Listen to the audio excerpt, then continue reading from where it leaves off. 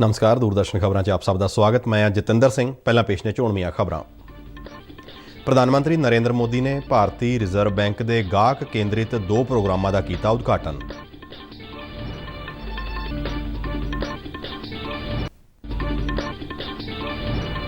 ਕੇਂਦਰੀ ਸਿਹਤ ਮੰਤਰਾਲਾ ਨੇ ਹਰ ਘਰ ਦਸਤਕ ਮੁਹਿੰਮ ਤਹਿਤ 30 ਨਵੰਬਰ ਤੱਕ ਦੇਸ਼ ਦੇ ਹਰ ਬਾਲਗ ਨੂੰ ਕੋਵਿਡ ਦਾ ਪਹਿਲਾ ਟੀਕਾ ਲਗਾਉਣ ਦਾ ਟੀਚਾ ਰੱਖਿਆ। 300 ਰੁਪਏ ਤੋਂ ਕਾਰੋਬਾਰ ਸ਼ੁਰੂ ਕਰਕੇ 2,500 ਕਰੋੜ ਰੁਪਏ ਦੀ ਟਰਨਓਵਰ ਤੱਕ ਪਹੁੰਚਣ ਵਾਲੀ ਪਦਮ ਸ਼੍ਰੀ ਰਜਨੀ ਬੈਕਟਰ ਮਹਿਲਾ ਉਦਮੀਆਂ ਲਈ ਬਣੇ ਪ੍ਰੇਰਣਾ ਸਰੋਤ।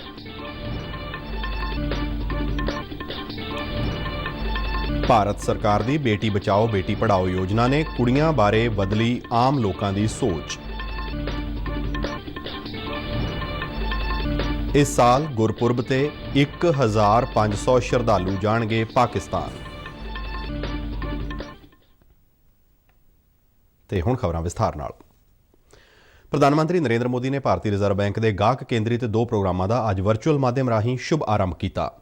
ਇਨ੍ਹਾਂ ਵਿੱਚ ਪ੍ਰਚੂਨ ਪ੍ਰਤੱਖ ਯੋਜਨਾ ਤੇ ਯੂਨੀਫਾਈਡ ਬੈਂਕਿੰਗ ਲੋਕਪਾਲ ਯੋਜਨਾ ਸ਼ਾਮਲ ਹੈ। ਇਸ ਮੌਕੇ ਵਿੱਤ ਮੰਤਰੀ ਨਿਰਮਲਾ ਸੀਤਾਰਮਨ ਅਤੇ ਭਾਰਤੀ ਰਿਜ਼ਰਵ ਬੈਂਕ ਦੇ ਗਵਰਨਰ ਸ਼ਕਤੀਕਾਂਤ ਦਾਸ ਵੀ ਮੌਜੂਦ ਸਨ। ਇਨ੍ਹਾਂ ਦੋਵਾਂ ਯੋਜਨਾਵਾਂ ਦੇ ਉਦਘਾਟਨ ਮਗਰੋਂ ਆਪਣੇ ਸੰਬੋਧਨ ਵਿੱਚ ਪ੍ਰਧਾਨ ਮੰਤਰੀ ਨਰਿੰਦਰ ਮੋਦੀ ਨੇ ਕਿਹਾ ਕਿ ਯੂਨੀਫਾਈਡ ਲੋਕਪਾਲ ਯੋਜਨਾ ਦੀ ਸ਼ੁਰੂਆਤ ਨਾਲ ਏਕ ਰਾਸ਼ਟਰ ਏਕ ਲੋਕਪਾਲ ਨੇ ਅਸਲ ਰੂਪ ਲੈ ਲਿਆ ਹੈ।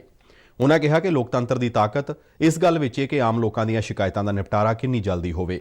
ਪ੍ਰਧਾਨ ਮੰਤਰੀ ਮੋਦੀ ਨੇ ਕਿਹਾ ਕਿ ਸ਼ੇਅਰਾਂ ਦੀ ਪੂੰਜੀਕਾਰੀ ਵਿੱਚ ਘੱਟ ਸਮੇਂ ਦੇ ਪੂੰਜੀਕਾਰਾਂ ਦਾ ਸਹਿਯੋਗ ਬੇਹੱਦ ਮਹੱਤਵਪੂਰਨ ਹੈ। ਉਨ੍ਹਾਂ ਕਿਹਾ ਕਿ ਮਜ਼ਬੂਤ ਬੈਂਕਿੰਗ ਵਿਵਸਥਾ ਲਈ ਮਜ਼ਬੂਤ ਅਰਥਚਾਰੇ ਦਾ ਹੋਣਾ ਜ਼ਰੂਰੀ ਹੈ।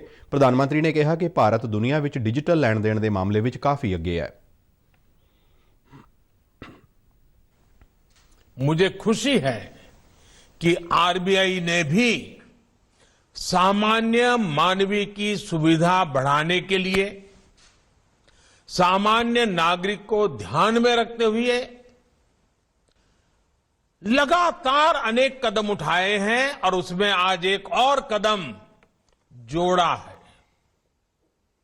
आज जिन 2 योजनाओं को लॉन्च किया गया है उनसे देश में निवेश के दायरे का विस्तार होगा और कैपिटल मार्केट्स को एक्सेस करना निवेशकों के लिए अधिक आसान, अधिक सुरक्षित बनेगा।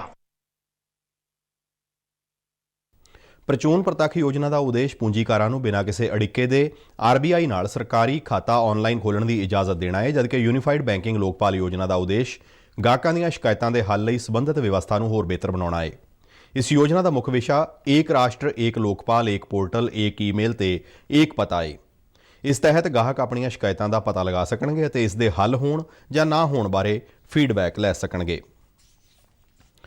ਕੇਂਦਰੀ ਸਿਹਤ ਮੰਤਰਾਲਾ ਨੇ 30 ਨਵੰਬਰ ਤੱਕ ਦੇਸ਼ ਦੇ ਹਰ ਬਾਲਗ ਨੂੰ ਕੋਵਿਡ ਦਾ ਪਹਿਲਾ ਟੀਕਾ ਲਗਾਉਣ ਦਾ ਟੀਚਾ ਰੱਖਿਆ ਹੈ। ਸਿਹਤ ਮੰਤਰਾਲਾ ਦੇ ਵਧੀਕ ਸਕੱਤਰ ਡਾਕਟਰ ਮਨੋਹਰ ਅਗਨਾਨੀ ਨੇ ਅੱਜ ਇੱਕ ਵੀਡੀਓ ਕਾਨਫਰੰਸਿੰਗ ਰਾਹੀਂ ਦੱਸਿਆ ਕਿ ਇਸ ਲਈ ਦੇਸ਼ ਭਰ ਵਿੱਚ ਹਰ ਘਰ ਦਸਤਕ ਮੁਹਿੰਮ ਨੂੰ ਜ਼ਿਲ੍ਹਾ ਪ੍ਰਸ਼ਾਸਨ ਅਤੇ ਸੂਬਿਆਂ ਦੇ ਸਿਹਤ ਮਹਿਕਮੇ ਦੀ ਮਦਦ ਨਾਲ ਜੰਗੀ ਪੱਧਰ ਤੇ ਚਲਾਇਆ ਜਾਵੇਗਾ। ਉਨ੍ਹਾਂ ਕਿਹਾ ਕਿ ਇਸ ਦੌਰਾਨ ਇਹ ਵੀ ਵੇਖਿਆ ਜਾਵੇਗਾ ਕਿ ਜਿਨ੍ਹਾਂ ਦੀ ਦੂਜੀ ਡੋਜ਼ ਦੀ ਤਾਰੀਖ ਹੋ ਗਈ ਹੈ ਪਰ ਉਹਨਾਂ ਨੂੰ ਟੀਕਾ ਨਹੀਂ ਲੱਗਿਆ, ਉਹਨਾਂ ਨੂੰ ਵੀ ਟੀਕਾ ਲਗਾਇਆ ਜਾਵੇ। ਉਨ੍ਹਾਂ ਕਿਹਾ ਕਿ ਇਸ ਵਿੱਚ ਗੈਰ ਸਰਕਾਰੀ ਜਥੇਬੰਦੀਆਂ ਦਾ ਸਹਿਯੋਗ ਵੀ ਲਿਆ ਜਾਵੇਗਾ। ਉਨ੍ਹਾਂ ਦੱਸਿਆ ਕਿ ਪੰਜਾਬ ਸਮੇਤ ਕੁਝ ਸੂਬਿਆਂ ਵਿੱਚ ਇਸ ਵੇਲੇ ਟੀਕਾਕਰਨ ਦੀ ਰਫ਼ਤਾਰ 80% ਤੋਂ ਘੱਟ ਹੈ ਅਤੇ ਇਸ ਨੂੰ ਵੀ ਵਧਾਉਣ ਦੇ ਯਤਨ ਕੀਤੇ ਜਾਣਗੇ। ਡਾਕਟਰ ਅਗਨਾਨੀ ਨੇ ਕਿਹਾ ਕਿ ਸੂਬਿਆਂ ਨੂੰ ਆਪਣੇ ਹਿਸਾਬ ਅਤੇ ਇਲਾਕੇ ਦੀ ਜ਼ਰੂਰਤ ਮੁਤਾਬਕ ਹਰ ਘਰ ਦਸਤਕ ਮੁਹਿੰਮ ਚਲਾਉਣ ਦੀ ਆਜ਼ਾਦੀ ਹੋਵੇਗੀ। ਇਸ ਦੌਰਾਨ ਕਪੂਰਥਲਾ ਜ਼ਿਲ੍ਹਾ ਪ੍ਰਸ਼ਾਸਨ ਵੱਲੋਂ ਕੋਵਿਡ ਟੀਕਾਕਰਨ ਮੁਹਿੰਮ ਤਹਿਤ 100% ਦਾ ਟੀਚਾ ਹਾਸਲ ਕਰਨ ਦੇ ਮੰਤਵ ਨਾਲ ਹਰ ਘਰ ਦਸਤਕ ਮੁਹਿੰਮ 30 ਨਵੰਬਰ ਤੱਕ ਚਲਾਈ ਜਾਵੇਗੀ। ਜ਼ਿਲ੍ਹੇ ਦੀ ਡਿਪਟੀ ਕਮਿਸ਼ਨਰ ਦੀਪਤੀ ਉੱਪਲ ਨੇ ਦੱਸਿਆ ਕਿ ਇਸ ਦੌਰਾਨ 618 ਪਿੰਡਾਂ ਵਿੱਚ ਡੋਰ ਟੂ ਡੋਰ ਕੋਵਿਡ ਟੀਕਾਕਰਨ ਕੀਤਾ ਜਾਵੇਗਾ। ਉਨ੍ਹਾਂ ਕਿਹਾ ਕਿ ਮੰਗਲਵਾਰ, ਵੀਰਵਾਰ ਅਤੇ ਸ਼ਨੀਵਾਰ ਨੂੰ ਜ਼ਿਲ੍ਹੇ ਵਿੱਚ ਵੈਕਸੀਨੇਸ਼ਨ ਲਈ ਵਿਸ਼ੇਸ਼ ਮੈਗਾ ਕੈਂਪ ਲਗਾਏ ਜਾਣਗੇ ਅਤੇ 30 ਨਵੰਬਰ ਤੱਕ 2 ਲੱਖ ਲੋਕਾਂ ਨੂੰ ਵੈਕਸੀਨੇਸ਼ਨ ਦੀ ਡੋਜ਼ ਲਗਾਉਣ ਦਾ ਟੀਚਾ ਮਿਥਿਆ ਗਿਆ ਹੈ। ਉਧਰ ਕੌਮੀ ਕੋਵਿਡ ਟੀਕਾਕਰਨ ਮੁਹਿੰਮ ਤਹਿਤ ਦੇਸ਼ ਵਿੱਚ ਹੁਣ ਤੱਕ 111 ਕਰੋੜ 35 ਲੱਖ ਤੋਂ ਵੱਧ ਕੋਵਿਡ ਰੋਕੂ ਟੀਕੇ ਲਗਾਏ ਜਾ ਚੁੱਕੇ ਨੇ। ਅੱਜ ਸ਼ਾਮ 7 ਵਜੇ ਤੱਕ 52 ਲੱਖ ਤੋਂ ਵੱਧ ਲੋਕਾਂ ਦਾ ਟੀਕਾਕਰਨ ਕੀਤਾ ਗਿਆ ਹੈ। ਸਿਹਤ ਮੰਤਰਾਲਾ ਮੁਤਾਬਕ ਦੇਸ਼ ਵਿੱਚ ਸਿਹਤਯਾਬੀ ਦੀ ਦਰ 98.26% ਹੋ ਗਈ ਹੈ। ਕੇਂਦਰ ਸਰਕਾਰ ਨੇ ਸੂਬਿਆਂ ਤੇ ਕੇਂਦਰ ਸ਼ਾਸਿਤ ਸੂਬਿਆਂ ਨੂੰ 121 ਕਰੋੜ ਤੋਂ ਵੱਧ ਕੋਵਿਡ ਰੋਕੂ ਟੀਕੇ ਉਪਲਬਧ ਕਰਵਾਏ ਨੇ ਅਤੇ ਸੂਬਿਆਂ ਕੋਲ ਹਾਲੇ ਵੀ 18 ਕਰੋੜ ਤੋਂ ਵੱਧ ਟੀਕੇ ਬਚੇ ਹੋਏ ਨੇ। ਲੁਧਿਆਣਾ ਦੀ ਸਫਲ ਮਹਿਲਾ ਕਾਰੋਬਾਰੀ ਰਜਨੀ ਬੈਕਟਰ ਨੂੰ ਪਿਛਲੇ ਦਿਨੀ ਪਦਮ ਸ਼੍ਰੀ ਅਵਾਰਡ ਨਾਲ ਨਵਾਜਿਆ ਗਿਆ ਹੈ। ਉਹਨਾਂ ਕਰੀਬ 42 ਸਾਲ ਪਹਿਲਾਂ 300 ਰੁਪਏ ਵਿੱਚ ਓਵਨ ਖਰੀਦ ਕੇ ਆਪਣੇ ਘਰ ਤੋਂ ਬਿਸਕੁਟ ਅਤੇ ਕੇਕ ਬਣਾਉਣ ਦਾ ਕੰਮ ਸ਼ੁਰੂ ਕੀਤਾ ਸੀ ਤੇ ਅੱਜ ਉਹਨਾਂ ਦਾ ਕਾਰੋਬਾਰ 2.5 ਕਰੋੜ ਰੁਪਏ ਤੇ ਪੁੱਜ ਕੇ ਇੱਕ ਵੱਡੀ ਕੰਪਨੀ ਵਿੱਚ ਤਬਦੀਲ ਹੋ ਚੁੱਕਾ ਹੈ। ਪੇਸ਼ ਹੈ ਇੱਕ ਰਿਪੋਰਟ। श्रीमती रजनी बेक्टर व्यापार एवं उद्योग। ਕੋਈ 40 ਸਾਲ ਪਹਿਲਾਂ ਆਪਣੇ ਘਰ ਵਿੱਚ ਹੀ ਓਵਨ ਖਰੀਦ ਕੇ ਬਿਸਕੁਟ ਤੇ ਕੇਕ ਬਣਾਉਣ ਦਾ ਕੰਮ ਸ਼ੁਰੂ ਕਰਨ ਵਾਲੀ ਸੰਤੀ ਸ਼ਹਿਰ ਲੁਧਿਆਣਾ ਦੀ ਵਸਨੀਕ ਸਨਅਤਕਾਰ ਅਤੇ ਕਾਰੋਬਾਰੀ ਰਜਨੀ ਬੈਕਟਰ ਬੇਕਰੀ ਦੀ ਦੁਨੀਆ ਵਿੱਚ ਜਾਣਿਆ ਪਛਾਣਿਆ ਨਾਂ ਹੈ। ਉਹਨਾਂ ਬੇਕਰੀ ਦੀ ਦੁਨੀਆ ਵਿੱਚ ਆਪਣੀ ਪਛਾਣ ਸਥਾਪਿਤ ਕੀਤੀ ਅਤੇ ਕ੍ਰੀਮਿਕਾ ਨਾਂ ਦੇ ਬਿਸਕੁਟ, ਕੁਕੀਜ਼ ਅਤੇ ਬੇਕਰੀ ਦਾ ਹੋਰ ਸਮਾਨ ਦੇਸ਼ ਵਿਦੇਸ਼ ਵਿੱਚ ਲੋਕਾਂ ਦੀ ਪਸੰਦ ਬਣ ਗਿਆ। ਰਜਨੀ ਬੈਕਟਰ ਨੂੰ ਬੀਤੇ ਦਿਨੀ ਰਾਸ਼ਟਰਪਤੀ ਵੱਲੋਂ ਸਨਅਤ ਅਤੇ ਵਪਾਰ ਦੇ ਖੇਤਰ ਵਿੱਚ ਵਿਲੱਖਣ ਕਾਰਗੁਜ਼ਾਰੀ ਲਈ ਪਦਮ ਸ਼੍ਰੀ ਨਾਲ ਸਨਮਾਨਿਤ ਕੀਤਾ ਗਿਆ। ਰਜਨੀ ਬੈਕਟਰ ਨੇ ਆਪਣੀ ਮਿਹਨਤ, ਸਮਰਪਣ ਅਤੇ ਜਨੂੰਨ ਨਾਲ ਮੁਕਾਬਲੇ ਦੇ ਇਸ ਦੌਰ ਵਿੱਚ ਵੀ ਬੇਕਰੀ ਦੀਆਂ ਬਿਹਤਰੀਨ ਵਸਤਾਂ ਤਿਆਰ ਕਰਕੇ ਦੇਸ਼ ਵਿਦੇਸ਼ਾਂ ਵਿੱਚ ਆਪਣਾ ਨਾਮ ਬਣਾਇਆ ਅਤੇ ਅੱਜ ਰਜਨੀ ਬੈਕਟਰ ਮਹਿਲਾ ਉਦਮੀਆਂ ਲਈ ਪ੍ਰੇਰਨਾ ਸਰੋਤ ਅਤੇ ਇੱਕ ਬਿਹਤਰੀਨ ਮਿਸਾਲ ਬਣ ਗਏ ਨੇ। ਪਦਮ ਸ਼੍ਰੀ ਸਨਮਾਨ ਹਾਸਲ ਕਰਨ ਤੋਂ ਬਾਅਦ ਲੁਧਿਆਣਾ ਵਿੱਚ ਦੂਰਦਰਸ਼ਨ ਨਾਲ ਗੱਲਬਾਤ ਕਰਦਿਆਂ ਰਜਨੀ ਬੈਕਟਰ ਨੇ ਕਿਹਾ ਕਿ ਸਾਰਿਆਂ ਨੂੰ ਟੀਚਾ ਤੈਅ ਕਰਕੇ ਅੱਗੇ ਵਧਣਾ ਚਾਹੀਦਾ ਹੈ ਅਤੇ ਸਫਲਤਾ ਜ਼ਰੂਰ ਮਿਲਦੀ ਹੈ। ਉਹਨਾਂ ਦੱਸਿਆ ਕਿ ਉਹਨਾਂ ਦੇ ਉਤਪਾਦ ਸਿਰਫ ਦੇਸ਼ ਵਿੱਚ ਹੀ ਨਹੀਂ ਸਗੋਂ ਵਿਦੇਸ਼ਾਂ ਵਿੱਚ ਵੀ ਕਾਫੀ ਪ੍ਰਚਲਿਤ ਨੇ। ਰਜਨੀ ਬੈਕਟਰ ਦੱਸਦੇ ਨੇ ਕਿ ਉਹਨਾਂ ਕੁਆਲਿਟੀ ਨਾਲ ਕਦੇ ਸਮਝੌਤਾ ਨਹੀਂ ਕੀਤਾ। 1978 में मैंने स्टार्ट किया था और आज तो 2021 हो गया। सो बहुत साल हो गए। ज़्यादा जब बढ़ाव की तरफ मैं आई हूँ 90 से बाद में बहुत ज़्यादा ऊपर को गए हैं और आस्ता आस्ता करते करते बहुत ऊपर जाते रहे हैं। सो यही सफ़र था जो बहुत अच्छा रहा, तकलीफ़ों के साथ भी रहा, अच्छाई की तरफ भी रहा, अच्छा भी रहा, तभी आगे को गए। मोदी जी ने मेरे को कहा आपने मेरे को खाना नहीं खिलाया, तो मैंने कहा खाने के लिए तो लुधियाना आना पड़ेगा ना, यहाँ तो नहीं खाना खिला सकती मैं आपको। तो बिजनेस के बारे में भी बात की उन्होंने सारी बहुत अच्छी तरह से, जो उनका चेहरा और उनका मेरी आंखों के सामने मौजूद है और मैं उनके लिए बहुत शुक्रगुजार हूँ कि उन्होंने ऐसा हमारे बारे में सोचा। मैं हर एक वुमन को यही संदेश देना चाहूँगी कि घर पर मत बैठिए, घर पर मत बैठिए, पर अपने बच्चों को ज़रूर ध्यान रखिए। बच्चों को मैंने भी कभी ज़िंदगी में निगलेक्ट नहीं किया, मैंने बच्चों के सामने काम भी नहीं किया। ਸ਼ਾਲਾ ਉਹ ਵਪਾਰ ਅਤੇ ਸਨਅਤ ਦੇ ਖੇਤਰ ਵਿੱਚ ਹੋਰ ਤਰੱਕੀ ਕਰਨ ਅਤੇ ਇਸੇ ਤਰ੍ਹਾਂ ਇੱਕ ਸ਼ਕਤੀਸ਼ਾਲੀ ਮਹਿਲਾ ਦੇ ਤੌਰ ਤੇ ਨੌਜਵਾਨ ਮਹਿਲਾ ਉਦਮੀਆਂ ਦਾ ਮਾਰਗਦਰਸ਼ਨ ਕਰਦੇ ਰਹਿਣ। ਲੁਧਿਆਣਾ ਤੋਂ ਅਸ਼ਵਨੀ ਦੇ ਨਾਲ ਊਸ਼ਾ ਪਵਾਰ, ਦੂਰਦਰਸ਼ਨ ਸਮਾਚਾਰ, ਜਲੰਧਰ। ਪੰਜਾਬ ਵਿੱਚ ਪਹਿਲੀ ਤੋਂ 10ਵੀਂ ਜਮਾਤ ਤੱਕ ਪੰਜਾਬੀ ਭਾਸ਼ਾ ਨੂੰ ਲਾਜ਼ਮੀ ਕਰ ਦਿੱਤਾ ਗਿਆ ਹੈ। ਕਿਸੇ ਵੀ ਸਕੂਲ ਵੱਲੋਂ ਇਸ ਦੀ ਪਾਲਣਾ ਨਾ ਕੀਤੇ ਜਾਣ ਤੇ 2 ਲੱਖ ਰੁਪਏ ਤੱਕ ਦਾ ਜੁਰਮਾਨਾ ਲੱਗੇਗਾ। ਪੰਜਾਬ ਦੇ ਮੁੱਖ ਮੰਤਰੀ ਚਰਨਜੀਤ ਸਿੰਘ ਚੰਨੀ ਨੇ ਇੱਕ ਟਵੀਟ ਰਾਹੀਂ ਇਹ ਜਾਣਕਾਰੀ ਦਿੱਤੀ ਅਤੇ ਕਿਹਾ ਕਿ ਦਫ਼ਤਰਾਂ ਵਿੱਚ ਵੀ ਪੰਜਾਬੀ ਭਾਸ਼ਾ ਲਾਜ਼ਮੀ ਕਰ ਦਿੱਤੀ ਗਈ ਹੈ ਅਤੇ ਸੂਬੇ ਵਿੱਚ ਹਰ ਬੋਰਡ ਤੇ ਪੰਜਾਬੀ ਭਾਸ਼ਾ ਸਭ ਤੋਂ ਉੱਪਰ ਲਿਖੀ ਜਾਵੇਗੀ। ਭਾਰਤ ਸਰਕਾਰ ਵੱਲੋਂ ਲੋਕਾਂ ਦੀ ਭਲਾਈ ਲਈ ਵੱਖ-ਵੱਖ ਸਕੀਮਾਂ ਚਲਾਈਆਂ ਜਾ ਰਹੀਆਂ ਨੇ। ਇਹਨਾਂ ਵਿੱਚ ਇੱਕ ਹੈ ਬੇਟੀ ਬਚਾਓ ਬੇਟੀ ਪੜ੍ਹਾਓ। ਪ੍ਰਧਾਨ ਮੰਤਰੀ ਵੱਲੋਂ ਦਿੱਤੇ ਗਏ ਬੇਟੀ ਬਚਾਓ ਬੇਟੀ ਪੜ੍ਹਾਓ ਦੇ ਨਾਅਰੇ ਨੇ ਆਮ ਲੋਕਾਂ ਵਿੱਚ ਕੁੜੀਆਂ ਬਾਰੇ ਸੋਚ ਬਦਲਣ ਵਿੱਚ ਅਹਿਮ ਭੂਮਿਕਾ ਨਿਭਾਈ ਹੈ। ਪ੍ਰਧਾਨ ਮੰਤਰੀ ਦੀ ਪਹਿਲ ਮਗਰੋਂ ਜਿੱਥੇ ਕੰਨਿਆ ਭਰੂਣ ਹੱਤਿਆ ਵਰਗੀਆਂ ਸਮਾਜਿਕ ਕੁਰੀਤੀਆਂ ਖਿਲਾਫ ਲੋਕਾਂ ਨੇ ਆਵਾਜ਼ ਚੁੱਕਣੀ ਸ਼ੁਰੂ ਕੀਤੀ, ਉੱਥੇ ਕੁੜੀਆਂ ਦੀ ਪੜ੍ਹਾਈ ਵੱਲ ਵੀ ਉਚੇਚਾ ਧਿਆਨ ਦੇਣ ਤੇ ਜ਼ੋਰ ਦਿੱਤਾ। ਹੋਰਨਾਂ ਜ਼ਿਲ੍ਹਿਆਂ ਵਾਂਗ ਸੰਗਰੂਰ ਜ਼ਿਲ੍ਹੇ ਵਿੱਚ ਵੀ ਇਸ ਯੋਜਨਾ ਦੇ ਚੰਗੇ ਨਤੀਜੇ ਸਾਹਮਣੇ ਆਏ ਨੇ। ਰਿਟਾਇਰਡ ਪ੍ਰਿੰਸੀਪਲ ਅਵਤਾਰ ਸਿੰਘ ਢੀਂਡਸਾ ਇਸ ਪ੍ਰੋਗਰਾਮ ਨੂੰ ਸਮਾਜ ਲਈ ਬੇਹੱਦ ਜ਼ਰੂਰੀ ਮੰਨਦੇ ਨੇ। ਜਿਵੇਂ ਸਰਕਾਰਾਂ ਦੇ ਬਹੁਤ ਪ੍ਰੋਗਰਾਮ ਆਉਂਦੇ ਨੇ, ਇਸੇ ਤਰ੍ਹਾਂ ਕੇਂਦਰ ਸਰਕਾਰ ਦਾ ਪ੍ਰਧਾਨ ਮੰਤਰੀ ਜੀ ਵੱਲੋਂ ਇਹ ਪ੍ਰੋਗਰਾਮ ਜਿਹੜਾ ਆਇਆ ਬੇਟੀ ਬਚਾਓ ਤੇ ਬੇਟੀ ਪੜ੍ਹਾਓ, ਬਹੁਤ ਅੱਛਾ ਪ੍ਰੋਗਰਾਮ ਸੀ। ਸਮਾਜ ਵਿੱਚ ਬੜਾ ਅੱਛਾ ਮੈਸੇਜ ਤਾਂ ਚਲਾ ਗਿਆ, ਪਰ ਅਸੀਂ ਤਾਂ ਦੂਜੇ ਹਿੱਸੇ ਨਾਲ ਜ਼ਿਆਦਾ ਸੰਬੰਧਿਤ ਹਾਂ, ਬੇਟੀ ਪੜ੍ਹਾਓ। ਇਸੇ ਤਰ੍ਹਾਂ ਪ੍ਰਿੰਸੀਪਲ ਪੂਨਮ ਮੁਤਾਬਕ ਲੋਕਾਂ ਵਿੱਚ ਕੁੜੀਆਂ ਨੂੰ ਪੜ੍ਹਾਉਣ ਦਾ ਰੁਝਾਨ ਵੀ ਵਧਿਆ ਹੈ। ਦਿਲੀ ਖੁਆਇਸ਼ ਹੈ, ਸਾਡੀ ਸਭ ਦੀ ਇਹ ਖੁਆਇਸ਼ ਹੈ ਕਿ ਸਾਡੇ ਬੱਚਿਆਂ ਅੱਗੇ ਵਧਣ। ਇਸ ਲਈ ਤੁਸੀਂ ਸਾਰੇ ਬੱਚਿਆਂ ਨੂੰ ਸਿੱਖਿਆ ਦੇ ਵਿੱਚ ਆਪਣਾ ਯੋਗਦਾਨ ਦਿਓ। ਆਪਾਂ ਵੱਧ ਤੋਂ ਵੱਧ ਮਿਲ ਕੇ ਬੱਚਿਆਂ ਦਾ ਸਾਥ ਦਈਏ ਤੇ ਜਿੰਨੀਆਂ ਵੀ ਲੜਕੀਆਂ ਨੇ ਉਹਨਾਂ ਦੀ ਸਿੱਖਿਆ ਦੇ ਵਿੱਚ ਆਪਣਾ ਸਹਿਯੋਗ ਦਈਏ। ਬੇਟੀ ਬਚਾਓ ਬੇਟੀ ਪੜ੍ਹਾਓ ਦੇ ਨਾਅਰੇ ਨੇ ਕੁੜੀਆਂ ਵਿੱਚ ਇੱਕ ਖਾਸ ਕਿਸਮ ਦਾ ਜੋਸ਼ ਭਰਿਆ ਹੈ ਅਤੇ ਇਹਨਾਂ ਵਿੱਚ ਖੁਸ਼ੀ ਸਾਫ਼ ਵੇਖੀ ਜਾ ਸਕਦੀ ਹੈ। ਇਹ ਮੁਹਿੰਮ ਸਾਨੂੰ ਕੁੜੀਆਂ ਨੂੰ ਇੱਕ ਬਹੁਤ ਹੀ ਪੋਜ਼ਿਟਿਵ એનર્ਜੀ ਦਿੰਦੀ ਆ, ਉਹ ਇਹ ਦਿੰਦੀ ਆ ਕਿ ਸਾਨੂੰ ਪੜ੍ਹਨਾ ਚਾਹੀਦਾ ਹੈ। ਕਿਉਂ ਨਹੀਂ ਪੜ੍ਹਨਾ ਚਾਹੀਦਾ ਸਾਨੂੰ, ਜਦੋਂ ਸਾਰਿਆਂ ਨੂੰ ਸਾਨੂੰ ਇਹ ਹੱਕ ਮਿਲਿਆ ਹੋਇਆ ਹੈ ਕਿ ਮੁੰਡੇ ਕੁੜੀਆਂ ਨੂੰ ਦੋਨਾਂ ਨੂੰ ਪੜ੍ਹਾਈ ਦਾ ਹੱਕ ਪੂਰਾ ਹੈ। ਬੇਟੀ ਨੂੰ ਪੜ੍ਹਾਉਣਾ ਜ਼ਰੂਰੀ ਹੈ ਜਾਂ ਸਾਡੀ ਬੇਟੀ ਨੂੰ ਐਜੂਕੇਟ ਹੋਣਾ ਜ਼ਰੂਰੀ ਹੈ, ਉੱਥੇ ਹੀ ਸਾਨੂੰ ਇੱਕ ਮੁਹਿੰਮ ਦੀ ਜ਼ਰੂਰਤ ਪਈ। ਉਹ ਮੁਹਿੰਮ ਹੈ ਬੇਟੀ ਬਚਾਓ ਬੇਟੀ ਪੜ੍ਹਾਓ।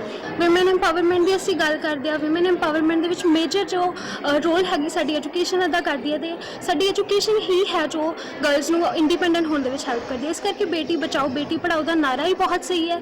ਬੇਟੀ ਬਚਾਓ ਤੇ ਬੇਟੀ ਪੜ੍ਹਾਓ। ਜੇ ਬੇਟੀ ਪੜ੍ਹੂਗੀ ਤਾਂ ਹੀ ਸਾਡਾ ਨੇਸ਼ਨ ਹੈ ਜੋ ਅੱਗੇ ਵਧੇ। ਯਕੀਨਨ ਬੇਟੀ ਬਚਾਓ ਬੇਟੀ ਪੜਾਓ ਨੇ ਕੁੜੀਆਂ ਮੁੰਡਿਆਂ ਵਿੱਚ ਬਰਾਬਰੀ ਲਿਆਉਣ ਵਿੱਚ ਕਾਫੀ ਮਦਦ ਕੀਤੀ ਹੈ। ਇਨਫੋਰਸਮੈਂਟ ਡਾਇਰੈਕਟੋਰੇਟ ਵੱਲੋਂ ਮਨੀ ਲਾਂਡਰਿੰਗ ਦੇ ਮਾਮਲੇ ਵਿੱਚ ਗ੍ਰਿਫਤਾਰ ਕਾਂਗਰਸ ਨੇਤਾ ਸੁਖਪਾਲ ਸਿੰਘ ਖਹਿਰਾ ਨੂੰ ਅੱਜ ਮੋਹਾਲੀ ਦੇ ਵਧੀਕ ਜ਼ਿਲ੍ਹਾ ਤੇ ਸੈਸ਼ਨਜ਼ ਜੱਜ ਰੰਜਨ ਕੁਮਾਰ ਖੁੱਲਰ ਦੀ ਅਦਾਲਤ ਵਿੱਚ ਪੇਸ਼ ਕੀਤਾ ਗਿਆ। ਅਦਾਲਤ ਨੇ ਦੋਹਾਂ ਧਿਰਾਂ ਦੀਆਂ ਦਲੀਲਾਂ ਸੁਣਨ ਮਗਰੋਂ ਖਹਿਰਾ ਨੂੰ 18 ਨਵੰਬਰ ਤੱਕ ਪੁਲਿਸ ਰਿਮਾਂਡ ਤੇ ਭੇਜ ਦਿੱਤਾ ਹੈ। ਸਮਝਿਆ ਜਾਂਦਾ ਹੈ ਕਿ ਉਹਨਾਂ ਨੂੰ ਅਗਲੀ ਪੁੱਛਗਿੱਛ ਲਈ ਦਿੱਲੀ ਲਿਆਇਆ ਜਾਵੇਗਾ। ਖਹਿਰਾ ਦੇ ਪੁੱਤਰ ਮਹਿਤਾਬ ਸਿੰਘ ਨੇ ਗ੍ਰਿਫਤਾਰੀ ਨੂੰ ਗੈਰ ਕਾਨੂੰਨੀ ਦੱਸਿਆ ਹੈ।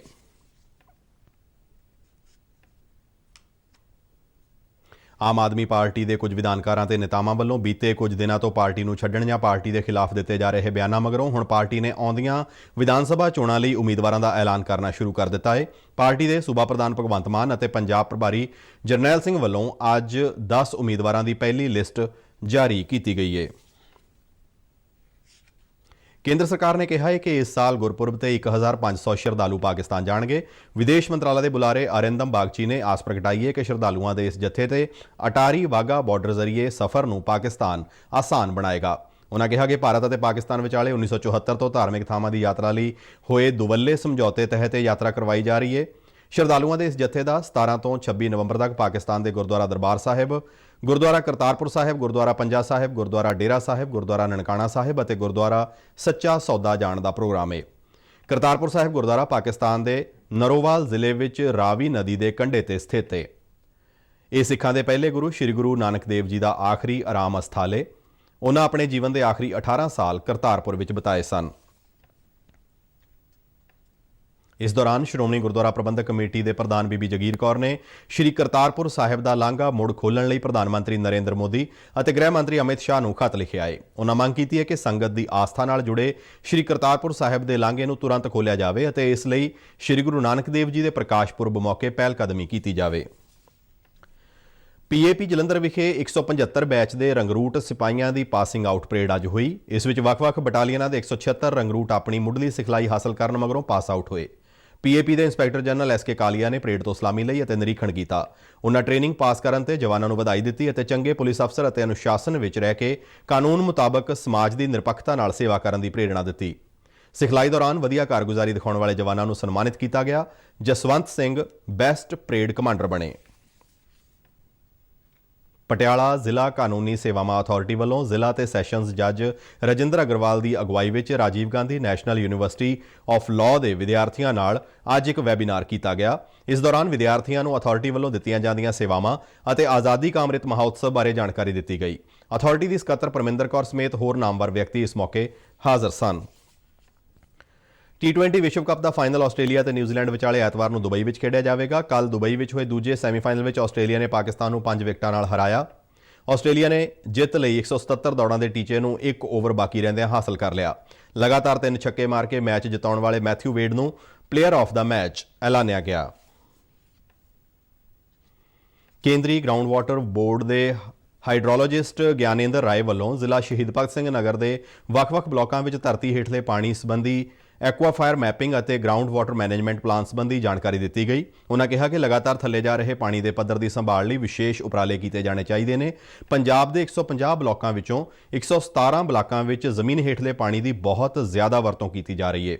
ਇਸ ਮੌਕੇ ਡਿਪਟੀ ਕਮਿਸ਼ਨਰ ਵਿਸ਼ੇਸ਼ ਸਾਰੰਗਲ ਨੇ ਕਿਹਾ ਕਿ ਪਾਣੀ ਦੇ ਪੱਧਰ ਨੂੰ ਡਿੱਗਣ ਤੋਂ ਬਚਾਉਣ ਲਈ ਜਿੱਥੇ ਬਰਸਾਤੀ ਪਾਣੀ ਦੀ ਸਾਂਭ ਸੰਭਾਲ ਅਤੇ ਸੁਚੱਜੀ ਵਰਤੋਂ ਲਈ ਰੇਨ ਵਾਟਰ ਅਤੇ ਰੂਫਟਾਪ ਵਾਟਰ ਹਾਰਵੈਸਟਿੰਗ ਅਤੇ ਰੀਚਾਰਜਿੰਗ ਸਿਸਟਮ ਲਗਾਏ ਜਾ ਰਹੇ ਨੇ।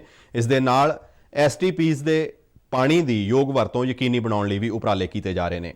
ਇਸ ਦੇ ਨਾਲ ਹੀ ਸਾਡਾ ਖਬਰਾਂ ਦਾ ਬੁਲੇਟਿਨ ਸਮਾਪਤ ਹੁੰਦਾ ਹੈ। ਇਜਾਜ਼ਤ ਦਿਓ। ਨਮਸਕਾਰ।